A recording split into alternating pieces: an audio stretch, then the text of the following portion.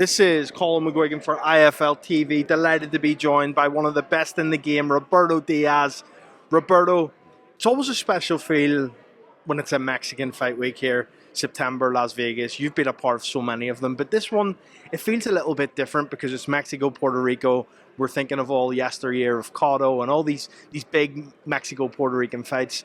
How big is this fight, first of all, for Edgar Berlanga? Well, it's for Edgar Berlanga. It's the biggest fight ever. It's the pinnacle. It's the top of the mountain.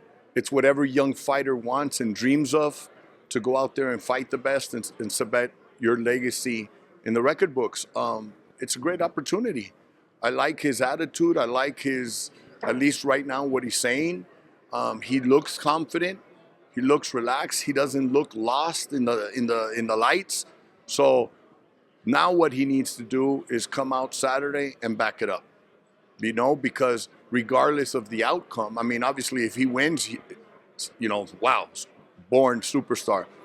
But even if he doesn't win, if he's competitive, he grows, he gains experience, and he gains a lot of fans and respect.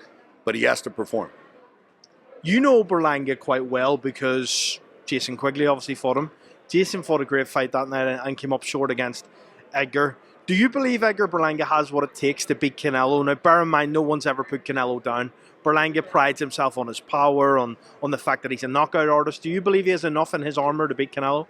Well, on paper, it looks that way. It looks like he does have the power and he does have the knockouts. But we have to see who he has knocked out, who that power has shown against.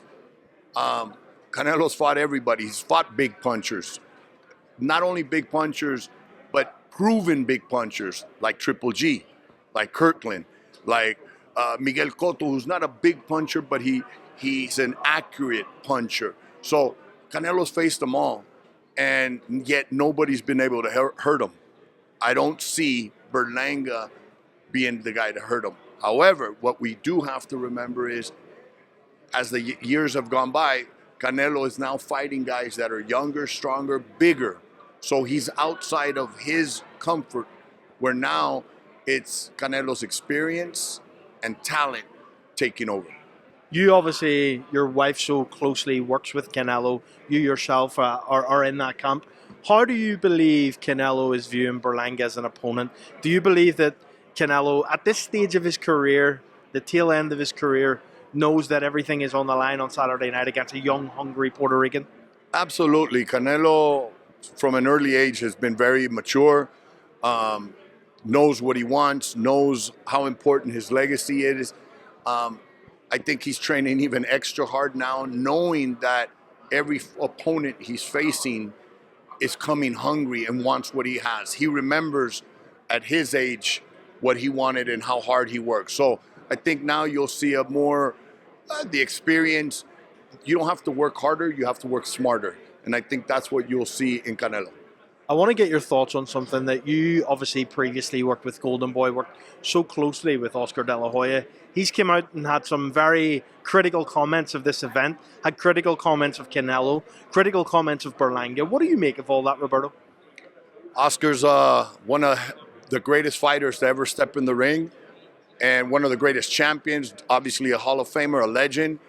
And with that said, he's a fighter, right? So what do? Throw punches every time they can. So I think that's just Oscar, and being Oscar. But look, this fight, I'll put myself in the shoes of, at the beginning, I don't know. I didn't know if I was excited about it.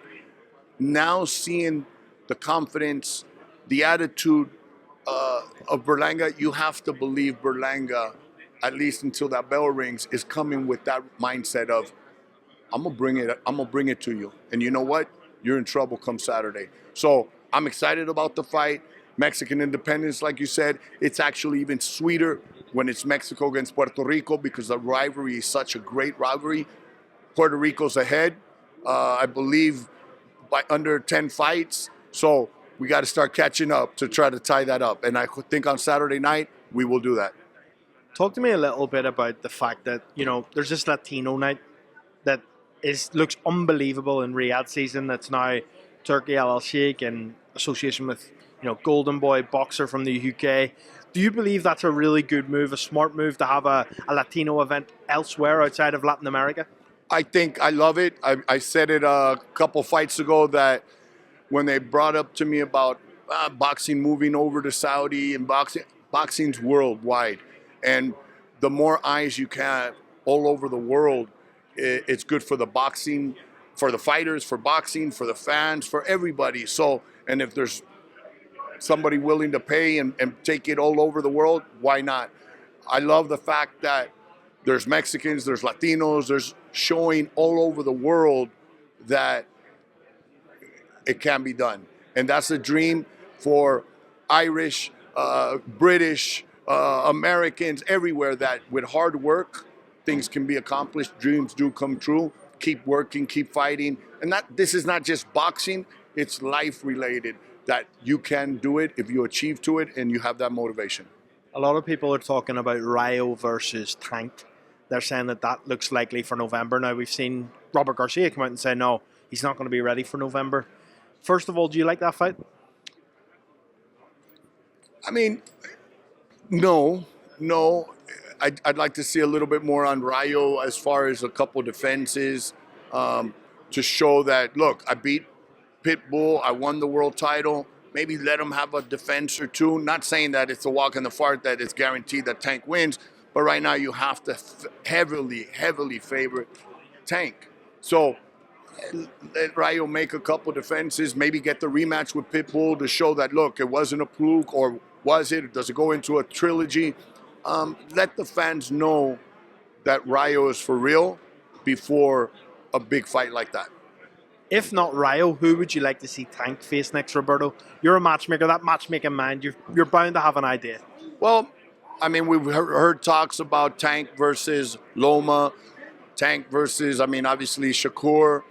I'd love to see Tank versus a fighter I worked with for many years, and Cepeda, William Cepeda, El Camarón, who throws a lot of punches, 100 punches around. That's the kind of fight. And hopefully within a week or two, we'll have a nice little announcement of who Tank will be fighting next. I think you know more than what you're acting like, Roberto. I'll leave you with one. We watched Diego Pacheco with a statement win against Selecki. Your guy's name came up in conversation, and Jason Quigley. We know Jason's not retired yet, but on the verge of the tail end of his career, let's say. Is that a fight you'd like to see, maybe, for Pacheco to see where he's at in terms of Berlanga, but also for Jason to test it at this world level again and see where he's at? Absolutely. Look, Jason hasn't officially retired, even though I've tried to push that way. He's doing a great job managing, scouting, testing the promotional side out there in Ireland. But he hasn't officially retired, and he did bring up to me prior to the fight being announced of Pacheco and Sulecki that he'd like to throw his name in the hat. I talked to Matchroom. We were close, couldn't get it done. Sulecki got his opportunity. Pacheco looked amazing. I love the body shot. I love the composure. He knocked at a guy that's normally very durable.